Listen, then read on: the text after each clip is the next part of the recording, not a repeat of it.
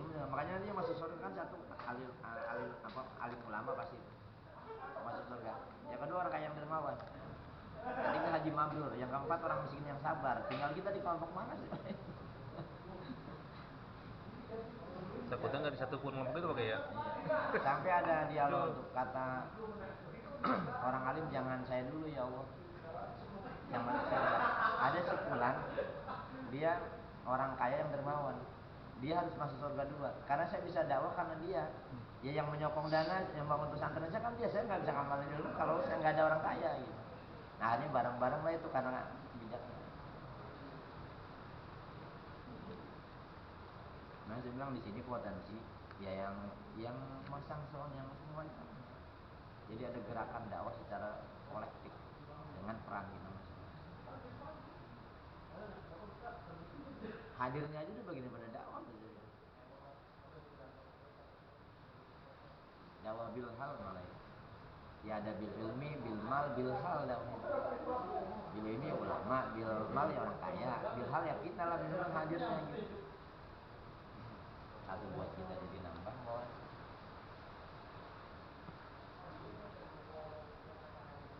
karena Abu Bakar kemarin itu biasa kan beliau kalau jangan mengandalkan ilmu andalin Allah. Ya kita sih ilmu kita andalkan untuk menuju ridho Allah. Ibarat kendaraan, ilmu itu wasilah loh. Sekarang mau pergi nggak ada kendaraannya lah, nggak ada wasilahnya. Muka Allah loncat saya bilang. Justru ilmu menjadi landasan. Menjadi ya, kita yang kita andalkan buat ketemu Allah, berjumpa Allah, ketemu Allah apa kalau pakai kendaraannya ilmu? Ya, ilmu. Yaitu ada ilmu syariat, ada ilmu tarekat, ada ilmu itu kan ilmu harus dengan ilmu. Nah, pakai ilmu apa aja yang jadi cahaya pakai? Pas semua ilmu cahaya tuh. Ya ilmu kalau semua ilmu agama yang katakan positif pasti itu nur. Al ilmu nurun. Kan gandeng al islamu nurun, al ilmu nurun gitu. Islam itu cahaya, ilmu itu cahaya. Maka ketika orang Islam harus punya cahaya dengan keilmuannya. Jadi ada dua cahaya tuh. Cahaya keislaman agama itu sendiri, terus dia belajar ilmu agama itu cahaya sendiri. Nah amal soleh itu pun menjadi cahaya lagi. Makanya nanti kan perang disebut Qur'an muhajalin itu dari cahaya-cahaya itu. Ya kalau di bahasa agama pahala lah kalau baca itu cahaya. Makanya nanti umat Nabi Muhammad gak usah ngaku-ngaku, kelihatan dari cahayanya. Nah cahayanya itu sesuai dengan kadarnya dia. Iya. Oh beda-beda pakai ya. Sesuai kayak mana dia pakai ya. Iya. Makanya surga ada tingkatannya. Adilnya Allah sesuai amalan seseorang. Ya kalau amalan sederhana mungkin tingkatannya sederhana. Kalau amalannya bagus ya bagus. Makanya kata Rasulullah kalau minta surga berdoa, kita berdoa sama Allah paling tinggi kan itu. Walaupun kita sadar itu tingkatannya Rasulullah. Tapi emang itu maksudnya biar memotivasi amal. Maka enak orang-orang yang kan nanti di pintu-pintu surga itu ada babu royan, orang yang puasa terus tuh. Ada orang yang dermawan, ada bahkan orang yang habis wudhu kalau dibahas pada ulama setelah wudhu doa yang dia sudah dibayar itu dipersilakan masuk 8 pintu surga pintu mana saja. Tinggal milih. Ya ada babu royan pintu orang yang puasa, ada babu jihad, ada babu dermawan, asal. Adilnya Allah. Cuma kan harus pakai ilmu. Karena ulama nggak ada ilmunya juga bisa ngawur. Orang kaya nggak pakai ilmu nggak juga. Sedekahnya jadi nggak ngawur, jadi ngawur juga. Nggak ada ilmu. Ilmu itu sifat Allah.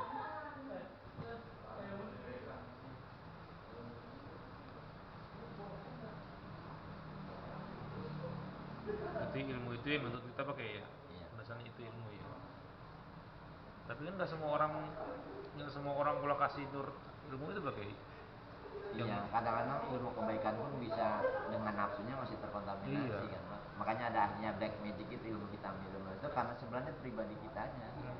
Itu kalau bahasa Buddha itu ilmu itu seperti pisau. Itu ratu kitanya ya. Iya, kalau yang megangnya orang baik ya jadi manfaat, tapi kalau yang megang orang jahat bisa dijadikan alat kejahatan gitu. Nah sekarang sama ilmu juga bisa jadi alat kejahatan, Pak. Bisa cari buat memperkaya diri, bisa jadi buat memperkaya diri, buat segala macam. Dan yang paling gampang ketika jual kesalahan ilmu agama dari dagangan. Iya kan orang gampang ikut ya. Yang kemarin di Gunung Kidul aja karena bawa agama aja banyak orang ikut lebaran duluan. Jual kesalahan dari zaman itu paling gampang kamu cari kayak gitu. Itu banyak lagi ribuan ya. Iya.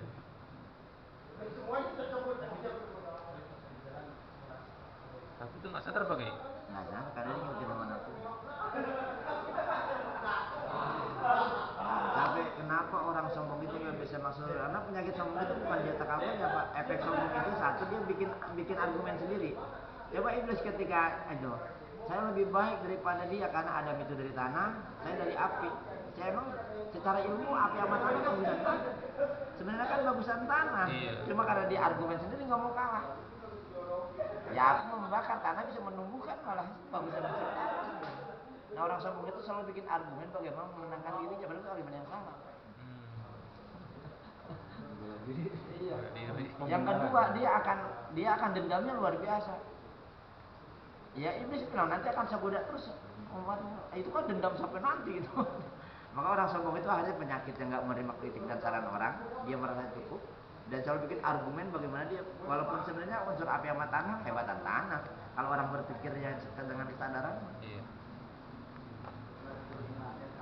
Kan itu argumen iblis. Nah terus dia dendam pasti akan saya jerumuskan semuanya ke neraka. Sebenarnya dendamnya luar biasa.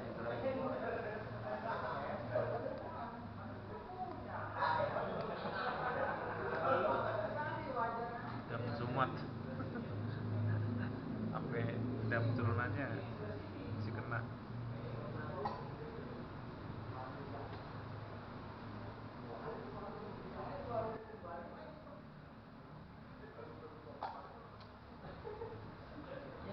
Mempertahankan salah satu yang di Ramadan kemarin istiqomah itu aja.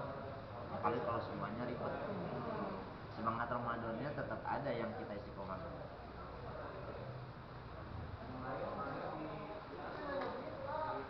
Ngaji, lupa aja gurunya udah ngaji aja di dalam. Kan thariqat paling hebat tuh ngaji. Masalah thariqatnya loh.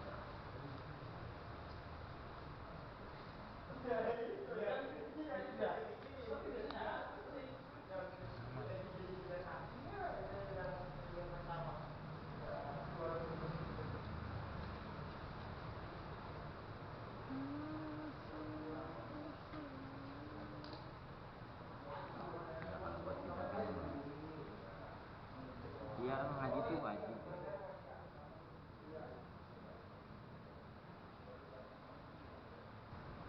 Semakin paham ilmu, dia semakin mudah memahami. Dan ilmu itu yang membuat kesadaran diri kita. Orang kalau kesadarannya tinggi, bener Pak. Orang yang nggak buat dia kesadaran kurang karena itu tadi nafsunya, sehingga kesadarannya hilang. Karena nafsu ya.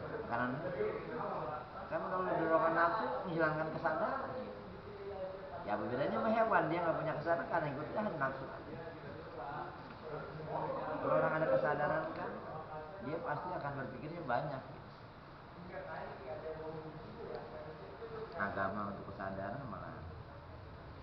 Berarti guys, semua ajaran Toriko itu mengakar hawa nafsu pakai ya? Intinya pakai ya? Intinya semua ajaran Toriko itu mengakar hawa nafsu pakai ya? Iya sebenarnya itu kan emang olah batin Pak.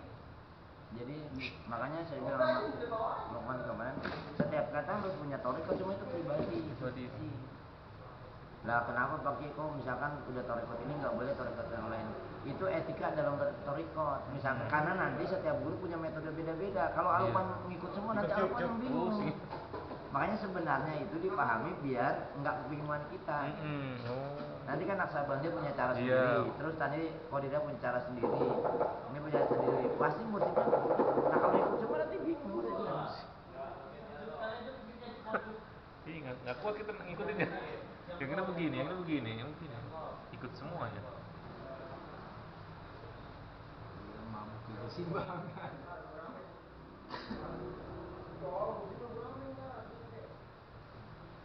Nah kalau paling gampang saya bilang torikot ilmu nggak ada yang ngaji mas.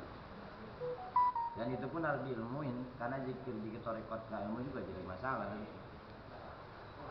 Apalagi namanya olah batin lebih sulit Pak. Iya. Nanti kalau udah hakikat baru olah rasa. Makanya saya bilang Untuk syariat level paling tinggi mutakin. Itu zona aman udah. Walaupun masih bisa jadi batal. Iya, bisa hilang. Iya, harus naik ke muhsin, nah nanti ke mukhlis. Nah, muhsin itu ada di tasawuf kajiannya. Berat.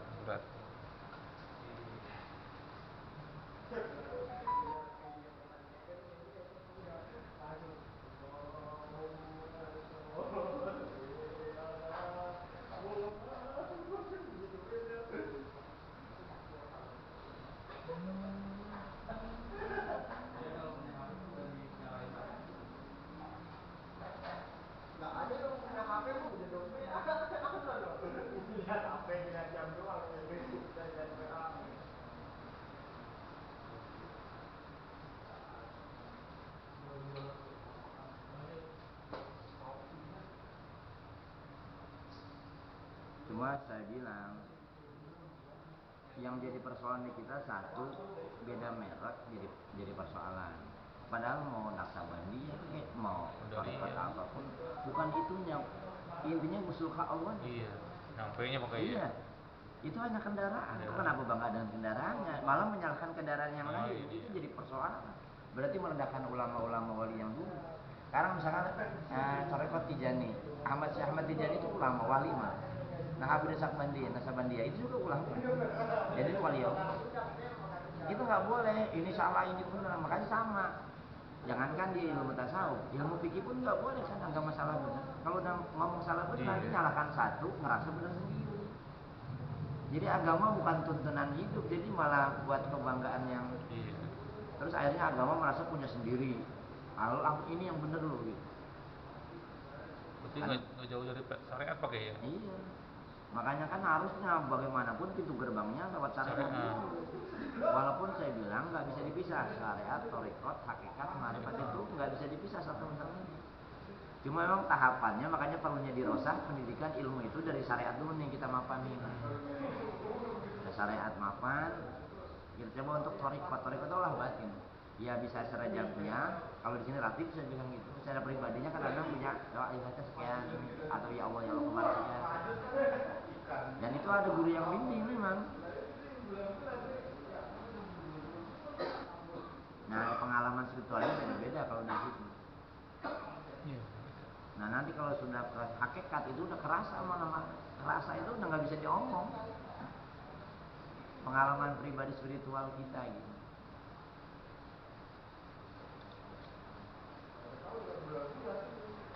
Cuma kalau di sini saya bilang cuma 3 ilmu yang kita pelajari lah.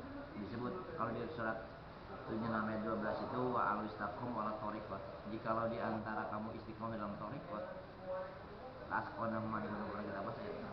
Maka Allah akan anugerahkan man itu air yang melimpah. Itu pun simbol air limpah itu. Keberkahan hidup, kenikmatan, ketenangan, ilmu manfaat itu ada. Cuma syaratnya itu istiqomah dalam thariqat. Nah, tafsiran thariqat di sini satu, mapan syariatnya, kuat tauhidnya, baik akhlaknya. Orang kalau udah thariqat mesti akhlaknya lebih baik loh. Orang yang zikir mesti lembut hatinya. Bisa meredam hawa nafsunya kan. Kan tujuan zikir itu. Malah akhirnya zikir bukan cuma ritual tapi zikir aktual. Zikir aktual itu merasa hidup kita pribadi nih diawasi oleh Allah dimanapun kita berada. Sehingga berbuat salah itu takut kayak puasa kemarin. Nah, disebut dalam tasawuf muraqabah namanya.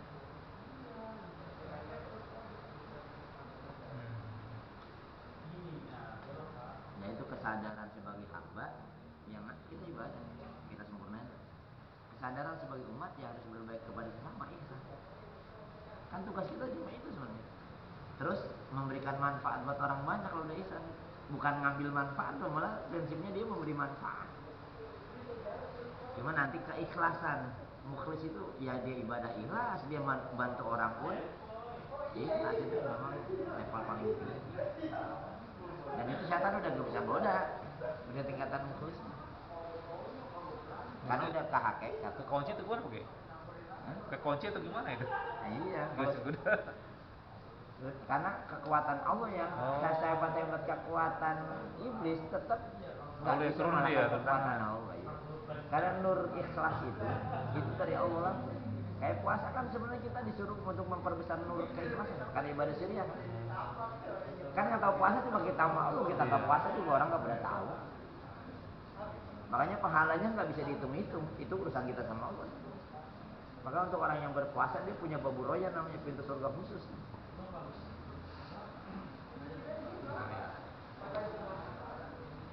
Karena salah satu pengendalian hawa nafsu nggak ada cara lain kecuali dengan puasa.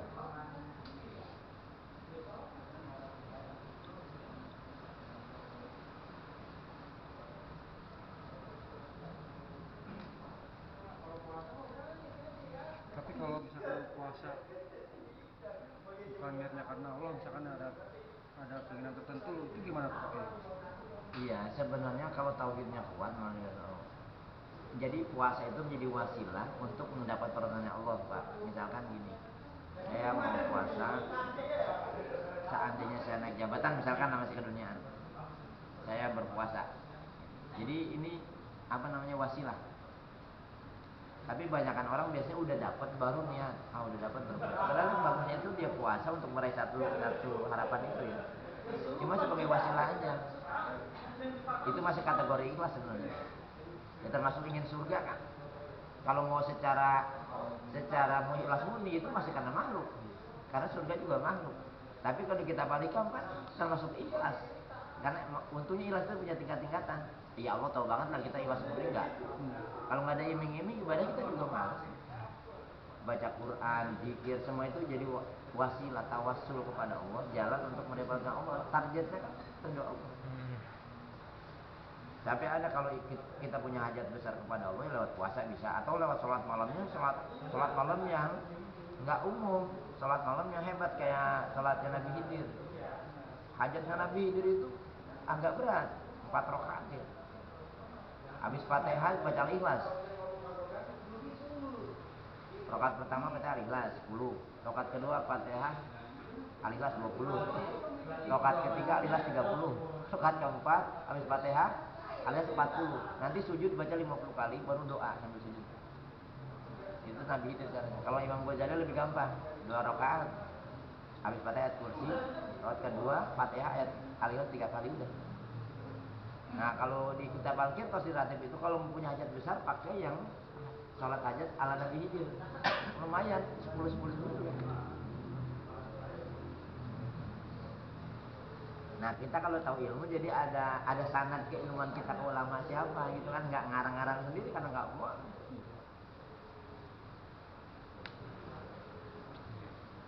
Nah itu pakai yang para syekh Toriko itu dapat dari mana ilhamnya pakai dia bisa pikir 10.000 kali, baca ini 20 Iya, kali. sebenarnya itu buat mendisiplinkan awal Pak. Misalkan gini, saya pernah ngasih juga kan, ya Yaqub itu 200 kali menjalankan sholat. Nah menurut Imam Ghazali itu untuk membersihkan hati. Ibarat tanah itu kita mau nanam kan harus itu dulu kayak nyawa lah, digali dulu dan segala macam. Iya, biar apa tanah itu menjadi subur gitu kan. Hati itu menjadi dari kotor hati menjadi bersih. Kalau udah bersih nanti nur itu akan masuk gitu. Karena kan ilmu, karena ilmu nur, hidayah itu nur, dia tidak akan masuk ke dalam kolbu yang masih dikontaminasi dengan nafsu. Kalau di bahasa Imam Ghazali di Syaikhul Qadir Jalani malah lebih gampang. Allah itu hanya memiliki satu nama. Ya cuma Allah aja, kalau ada yang lain Allah nggak masuk ke situ gitu. Itu dikisir Rasulullah. Jadi kalau dunia hati kita penuh dunia, Allah nggak masuk ke situ gitu. Nih, satu kemarin lagi di sholat Jumat sana itu Ustaz itu mencontohkan ibadah yang berlebihan, misalkan ada sehingga saya garis bawahi. Dia mencontohkan tetap kalau tidak ada dicontohkan oleh Rasul itu berlebihan. Satu ngasih contoh itu bahkan yang dia berani mendukir ibadah yang sholat tarawih yang 23 itu dia masih menyaksikan itu. Itu gimana Pak Kiai? Ya itu pemahaman yang paling sederhana saudara kita sebelah. Jadi sesuatu hal yang tidak oleh Rasulullah dianggapnya bid'ah dan itu dianggapnya ibadah yang berlebihan. Iya. Nah padahal tidak begitu pemahamannya. Karena para sahabat pun ada perbuatan amalan yang tidak dengan Rasulullah tapi dilakukan. Ada takrir Rasulullah juga, takrir itu persetujuan. Rasulullah itu nggak pernah melakukan tapi disetujui. dan itu jadi hukum buat kita.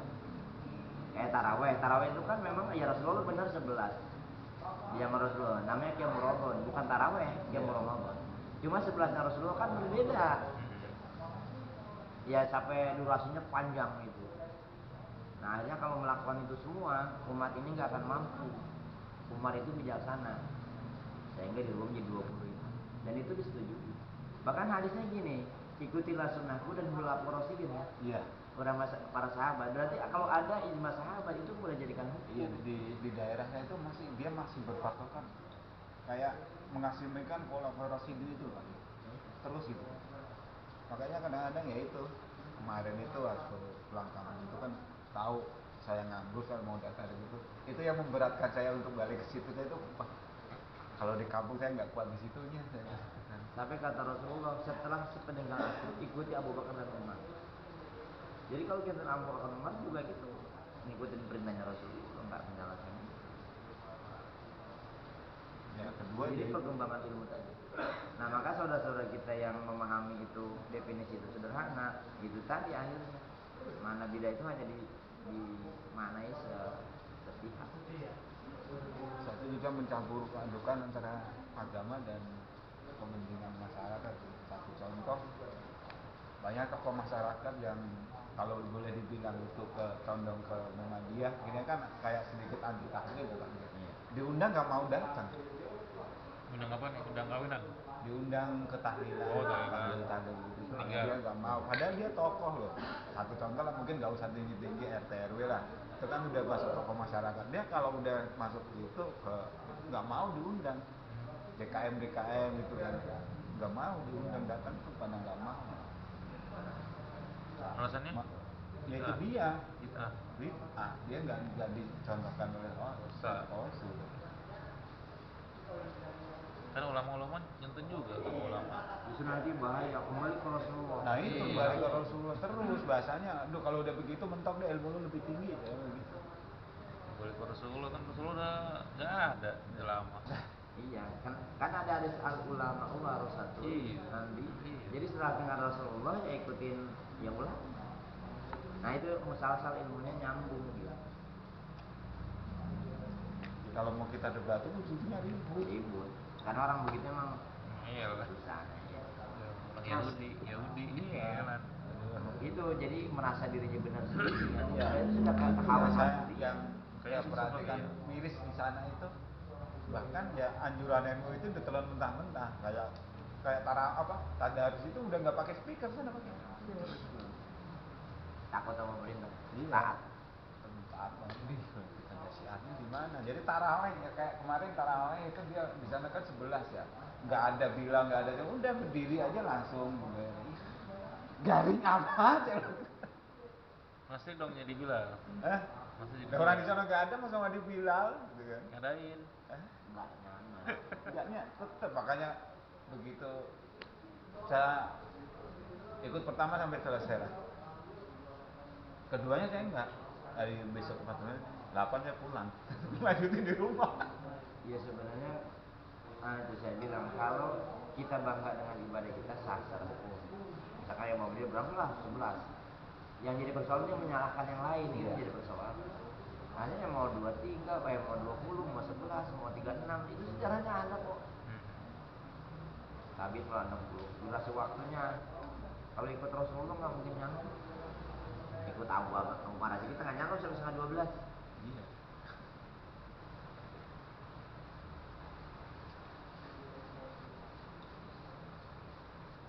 Cuma kadang di NU juga berlebihan ya berkomat itu juga meninggalkan haknya sholat. Sebenarnya ibadah yang berlebihan itu maksudnya gini, kalau lebih mengutamakan yang sunnah ketimbang yang wajib, nah itu yang nggak boleh, itu berlebihan. Jadi yang sunnah dikerjain banget nih, khusyuk banget lah kalau yang sunnah. Sementara yang wajib asal-asalan, nah itu yang nggak boleh berlebihan. Itu berarti ibadah yang ngikutin hawa nafsu. Kalau kita balikan itu yang dimaksud. Karena kalau di sunnah kan banyak iming-imingnya. Iya. Sebenarnya iming-iming di sholat wajib juga lebih tinggi. Nah kalau justru jalan gini ketika kata Allah, kalau ingin meraih cinta Allah, setelah aku wajibkan dan melaksanakan yang aku fardukan, maka diajarkan untuk melaksanakan nafilah dan sunnah-sunnah. Itu menjadi sebab datang cinta Allah. Jadi tetap hati Allah atau Rasul. Tahu dulu pakai ya. Tahu dulu Rasulullah. Ikuti apa yang Rasulullah lakukan. Nah ada di zaman Rasulullah dilakukan tapi di sahabat dilakukan. Jadi kalau bid'ah itu sebenarnya gini, yang paling sederhana lah biar paham. Sesuatu hal yang dilakukan yang bertentangan dengan tujuan agama itu bid'ah. Ya tujuannya bertentangan dengan agama. Karena tahlil bertentangan agama kan enggak. Kalau yang sekarang ini di luar sunnah ya. Iya, bid'ahnya penafsirannya gitu, yang nggak dilakukan oleh Rasulullah dianggapnya Bid'ah. Nah itu yang menjadi masalah. Dia masalah dia hanya mengartikan itu sunnah dan bid'ah, udah nggak ada, dia nggak mengambil hukum-hukum lain. Padahal ada hadis umum. Ada sunnah baik, sunnah buruk, ada sunnah baik, sunnah hasanah, sunnah sayyi'ah kata Rasulullah.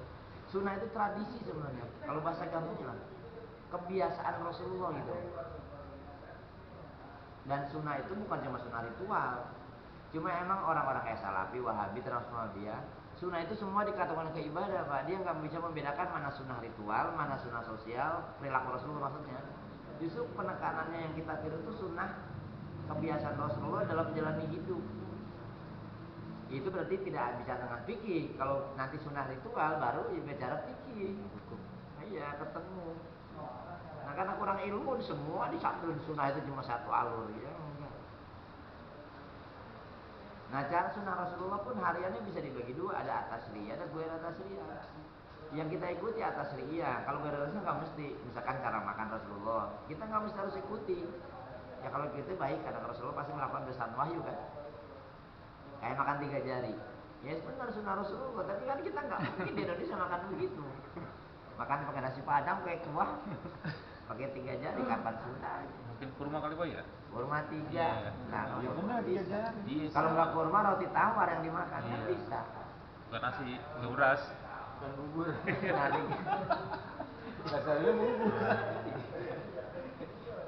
itu gue rata ya, yang berkaitan dengan budaya tradisi perilaku Nabi yang sesuai dengan adat budaya Arab.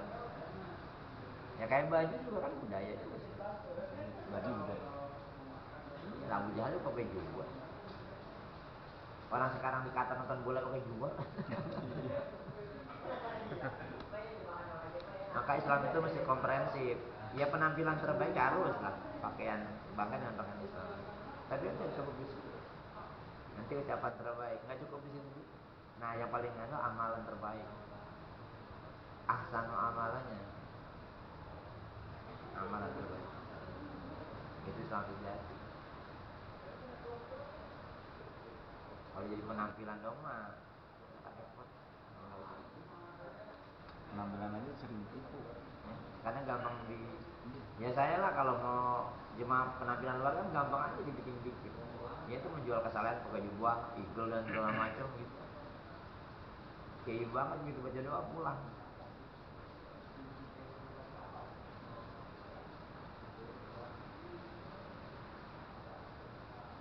Perlu ada olah batin. Nah olah batin itu apa namanya? Ya diri kita kepada Allah itu udah profesi kita. Tapi di itu ada nggak pakai di tingkatan Wahabi? Ya ada. Nggak ada ya? Barangkali levelnya sampai dimutakin lagi Pak. Kalau saya itu perbedaan banyak, makanya kalau dia merasa benar sendiri kan pemutakinnya bisa banyak. Dan itu semuanya dia nggak menyadari kalau itu ngikutin Nafsu. gitu nama. Belum pada keikhlasan harapan doa. Ada ustad siapa sih namanya, masih muda Pak, dia katanya pakai mic itu bid'ah, tapi dia pakai mic. Nah iya itu kan kalau lucu Pak. Sama dengan saya bilang dari pengalaman saya ceramah bertiga duet. Ustaz pertama itu ceramah dibilang rokok itu mau dibilang haram kan itu. Coba umat Islam itu kalau nggak ngerokok aja sudah bisa berangkat haji semua, umroh bisa berangkat. Dia mengharamkan rokok. Nah begitu habis ceramah, saya sama aki-aki itu Gojali Mukhtar Al-Barkah dulu. Aki-aki sampai mau ngerokok, Ustaz mulut gue udah asem banget. Begitu lagi makan aki-aki nangis itu gue, Ustaz. Antum tadi ceramahnya bagus, kalau nggak ngerokok umat Islam bisa umroh. Ente udah berapa kali haji umroh? Belum. Saya ngerokok udah 7 kali. Berarti ente nggak bisa wudhu karena nggak ngerokok kan? Akhirnya saya bilang mohon maaf Ustaz, kalau ceramah gitu mesti tetap disampaikan. Lah kita mau ngerokok yang ngerokok udah pada asap-asap itu. Enggak begitu. Kalau antum sudah 7 kali haji atau umur sering nggak ngerokok, boleh lah dia aja belum umroh kata. Jadi ngomong bank haram tapi dia kredit Pak, kan sama aja. Wah, kalau main bank riba, ente rumah kredit, mobil kredit ya podo wae.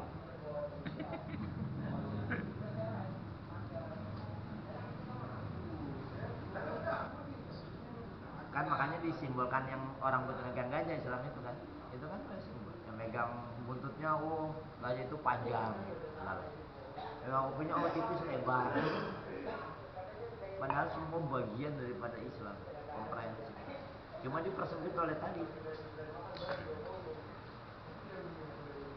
Nah kalau jadi kiai harus kayak lautan keluasan ilmunya mesti. Kalau bahasa guru saya jangan kasih angkot lah.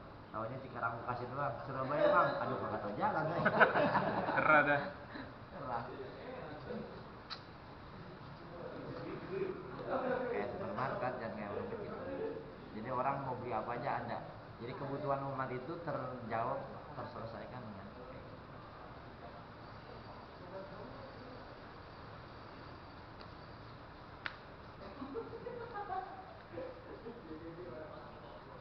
iya hidup ini yang penting bisa manfaat. Setelah kita ibadah pribadi lah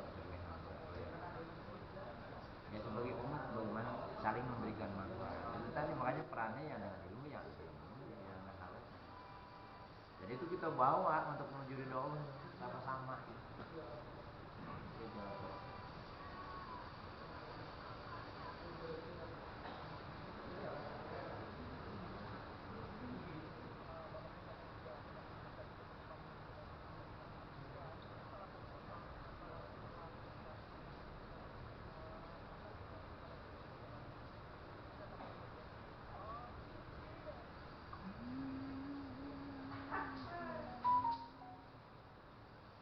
Tadi wannya mau rame banget ini Pak.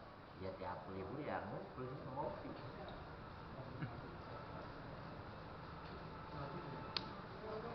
Ya waktunya kerja yang